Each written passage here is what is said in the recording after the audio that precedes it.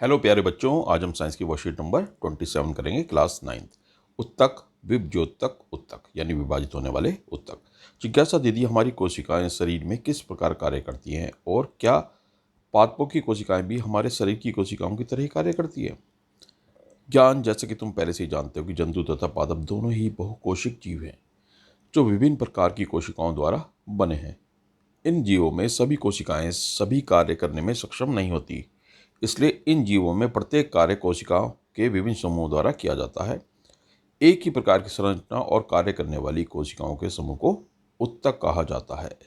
विभिन्न प्रकार के उत्तक मिलकर अंगों का निर्माण करते हैं और विभिन्न अंगों के उत्तकों की कोशिकाएं अलग होती हैं जो निश्चित कार्य करने में सक्षम होती हैं। मनुष्य और पादप दोनों में अलग अलग कार्य करने के लिए अलग अलग प्रकार के उत्तक होते हैं। यानी कोशिका से उत्तक बना, उत्तक से अंग, अंग से अंग तंत्र, और हर एक अंग में अलग अलग तरह के उत्तक और कोशिकाएं होती हैं जो कि अलग अलग कार्य करती हैं। जंतु उत्तक, जंतु उत्तकों का अधिकांश भाग जीवित होता है। इन्हें ऊर्जा की आवश्यकता भी अधिक होती है तथा इनकी कोशिकाओं की वृद्धि भी एक समान होती है। पादप उत्तक, पौधे स्थिर रहते हैं इसलिए इनके अधिकांश उत्तक सहारा देने वाले होते हैं। यह उत्तक अधिकतर मृत होते हैं, इसलिए पौधों में वृद्धि भी कुछ ही क्षेत्रों तक सीमित रहती है। इन्हें ऊर्जा की आवश्यकता भी कम होती है। पौधों में कुछ उत्तक जीवन भर विभाजित होते रहते हैं। पादप उत्तकों को विभज्योतक उत्तक कहते हैं तथा स्थायी उत्तक के रूप में वर्गीकृत किया जाता है।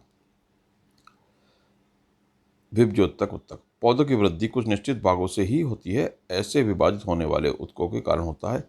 इस प्रकार के उत्तकों को विभज्योतक उत्तक कहते हैं। यह 3 प्रकार के होते हैं। शीर्षत विभज्योतक, यह पौधों के जड़ों एवं तने के वृद्धि वाले भाग में विद्यमान होता है। यह पादपों की लंबाई में वृद्धि करता है। अंतर्विष्ट विभज्योतक, यह पत्तियों के आधार या टहनी के पर्व के दोनों ओर उपस्थित होते हैं। पार्श्व विभज्योतक, तने की परिधि अथवा मूल में वृद्धि पार्श्व विभज्योतक उत्तक के कारण होती है। आप देख सकते हैं शीर्षत और विभज्योतक, अंतर्विष्ट और पार्श्व विभज्योतक ये दिए हुए हैं।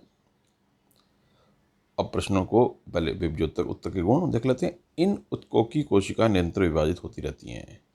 इनके पास बहुत अधिक कोशिका द्रव्य, पतली कोशिका भित्ति और स्पष्ट केंद्रक होते हैं और इनमें राजधानियां नहीं होती हैं, यानी ये निरंतर विभाजित होते रहते हैं। प्रश्नों को देख लेते हैं। स्वयं को जानिए, उत्तक क्या हैं?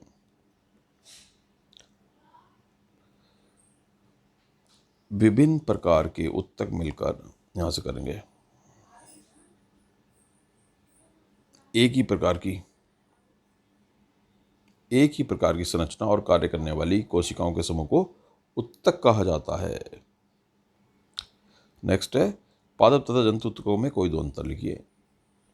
तो इनमें से यहाँ से लिख सकते कोई दो, इसमें से छाट कर यहाँ से यहाँ तक। जंतु उत्तकों का अधिकांश भाग जीवित होता है। पौधे स्थिर रहते हैं इसलिए उनके अधिकांश उत्तक सहारा देने वाले होते हैं। ये उत्तक अधिकतर मृत होते हैं। ठीक है, इन्हें ऊर्जा की आवश्यकता भी अधिक होती है, तो इन्हें ऊर्जा की आवश्यकता भी कम होती है। पौधों में कुछ उत्तक जीवन भर विभाजित होते रहते हैं। ठीक है, इनकी कोशिकाओं की वृद्धि भी एक समान होती है। तो यहाँ तक आप लिख दें इसको बस। विभज्योतक उत्तकों के प्रकार तथा पौधों में उनकी स्थिति दर्शाइए। तो प्रकार ये हो गए, यहाँ से यहाँ तक लिख लीजिए। शीर्षत विभज्योतक, यह पौधों के जड़ एवं तनों के वृद्धि वाले भागों में विद्यमान होता है। यह पादपों की लंबाई में वृद्धि करता है। अंतर्विष्ट विभज्योतक, यह पत्तियों के आधार या टहनी के पर्व के दोनों ओर उपस्थित होते हैं। और पार्श्व विभज्योतक, तने की परिधि अथवा मूल में वृद्धि पार्श्व विभज्योतक उत्तक के कारण होती है। विभज्योतक उत्तकों के कोई दो गुण बताए, तो ये 2 गुण लिख लीजिए आप।